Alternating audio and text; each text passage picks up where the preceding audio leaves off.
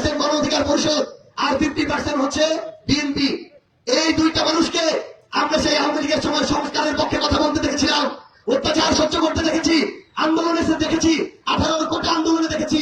অথচ একটা প্রতিমন্ত্রীর লোভে, একটা পদমর্যাদার লোভে বিবেক পথ বিক্রি করে দিয়ে, দল বিক্রি করে দিয়ে তারা এখন দলীয় চাটুকার হিসেবে আবির্ভূত হয়েছে। আমরা এই আওয়ামী লীগের সময়ে আমাদের এক সহযোদ্ধা ভাই নুরুল হক নূর ভাই, যিনি গণ অধিকার পরিষদে ছিলেন, গণ অধিকার পরিষদের একজন সেক্রেটারি ছিল এক সময়, নাম রাশেদ খান, এক সময় ছিল গণ অধিকার পরিষদের সেক্রেটারি। এখন 90% বিএনপি আর 10% হচ্ছে নুরুল হক নূরের সেক্রেটারি। এরকম আরেকটা লোক ছিল, দলের নাম গণসংহতি আন্দোলন, নাম জোনায়েদ সাকি, যার মুখে প্রথম আমরা সংস্কারের কথা শুনেছি, সংবিধান পুনর্লিখনের কথা শুনেছি, বাংলাদেশের রাষ্ট্র কাঠামো সংস্কারের কথা শুনেছি। সেই লোক একটা প্রতিমন্ত্রী পদের লোভে সংসদে গিয়ে এমন হারিয়েছে, টর্চ লাইট দিয়ে হারিকেন দিয়েও তাকে আর খুঁজে পাওয়া যায় না।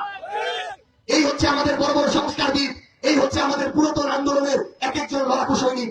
এবং বর্তমান আমাদের কষ্ট হয়, দুঃখ লাগে, তারেক রহমানের অবস্থা এতটাই বাজে হয়েছে, বিএনপির এতটাই খারাপ দিন চলে এসেছে যে রাশেদ খানের মতো একটা মৃত্যু প্রোপাগান্ডাবাজ এই সময়ের রাজনীতিতে সবচেয়ে ভিত্তিহীন ভাবে যে বিভিন্ন রাজনৈতিক দলের নেতাকর্মীদের নিয়ে নোংরামি করে, প্রমাণ ছাড়া গুজব ছড়ায়, এইরকম একটা গুজব মেশিনকে তারেক রহমান তার সহকারী বানিয়েছে। তারেক রহমানের কত আকাল দিন পড়ে গিয়েছে, বিএনপির অবস্থা কত দুর্দশাগ্রস্ত হয়েছে। আমরা বিএনপিকে শুধু একটা কথা বলি যে আপনারা আমাদের জাতীয়তাবাদের গল্প আর শোনাবেন না, সবার আগে বাংলাদেশের গল্প আর শোনাবেন না।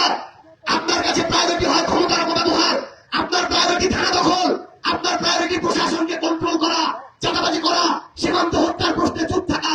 আপনার মুখে জাতীয়তাবাদের গল্প মানায় না, আপনার মুখে সবার আগে বাংলাদেশের গল্প মানায় না। বিএনপির এখন একটাই নীতি, সবার আগে বিএনপি, আর অন্য কোনো নীতি নাই। আমরা যদি আমাদের একটু পঞ্চগড়ের দিকে আসি, আমরা আমাদের এই পঞ্চগড়ে দেখছি কয়েকদিন আগে পঞ্চগড় জেলা ছাত্রলীগের যে সভাপতি ছিল কুখ্যাত, সেই ছাত্রলীগের সভাপতি আমার জুলাই আন্দোলনে আমার ভাইদেরকে পিটিয়েছে, রক্তাক্ত করেছে, হুমকি দিয়েছে। এই জুলাই অভ্যুত্থান সফল না হলে ওই সভাপতি আমাদের ভাইদেরকে শান্তি মতো কোনোদিন বাঁচতে দিত না। সেই ছাত্রলীগের সভাপতির এই পঞ্চগড়ে জামিন হয়ে যায়।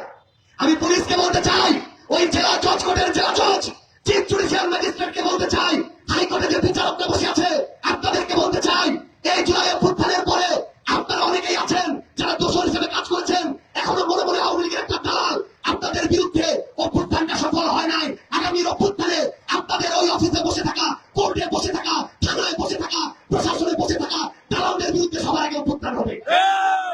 আমরা আপনাদের হুঁশিয়ার করে দিচ্ছি, বিচার বিভাগে, প্রশাসনে, আইন শৃঙ্খলা রক্ষাকারী বাহিনীতে থেকে অনেকেই বেঁচে গিয়েছেন।